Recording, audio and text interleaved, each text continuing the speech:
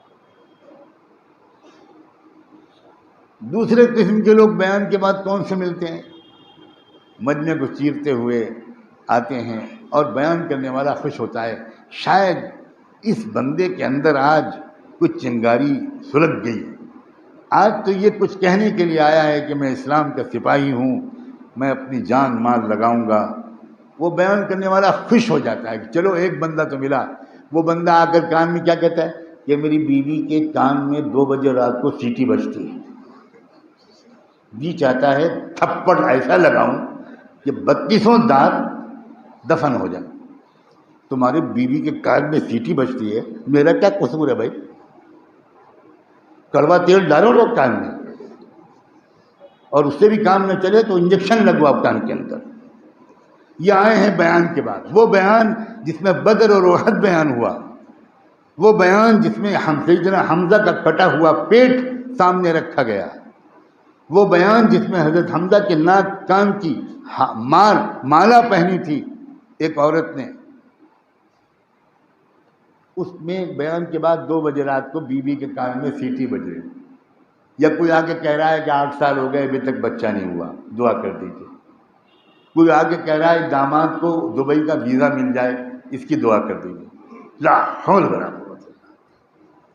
یہ مسلمان ہیں، یہ خیر امت ہے۔ دھوکے سے نکلو، بالکل دھوکے سے نکلو، یہ ایمان نہیں ہے۔ رب کعبہ کی قسم یہ ایمان ہے۔ اور میں کیسے سمجھاؤں؟ اپنے بیٹوں اور بیٹیوں کی شادی کے موقع پر تو خرچ کرو گے لاکھوں، جہاں خرچ کرنا چاہیے چند ہزار، اور جب دین کے تقاضے سامنے رکھے جائیں گے تو کہو گے لاک ڈاؤن کی وجہ سے کاروبار بند ہے۔ لاک ڈاؤن کی وجہ سے کس کی شادی میں پیسہ کم خرچ ہوا مجھے بتاؤ ذرا۔ ادھار لے کر شادیاں کرتے ہو، سودی قرضے لے کر شادیاں کرتے ہو، ساہوکاروں اور مہاجنوں کی جیبیں بھر کے شادیاں کرتے ہو دکھاوے کے لیے، اور جتنا زیادہ خرچ شادیوں پر کرتے ہو اتنی ہی گہری جہنم اپنے لیے بک کر لیتے۔ کون سا اسلام ہے بھائی؟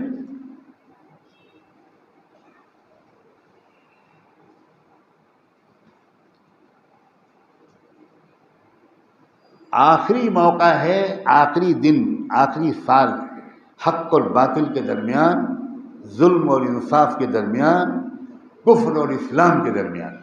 بہت صاف لفظ بول رہا ہوں، آخری فیصلہ کن لڑائی شروع ہو چکی ہے، اور گھمسان کی لڑائی چل رہی ہے۔ آپ خود فیصلہ کرو، آپ تماشائی بنو گے خالی؟ 2 تماشائی بنیں گے، ایک نہ ایک دن اللہ ان کو تماشا بنا کر رہے گا۔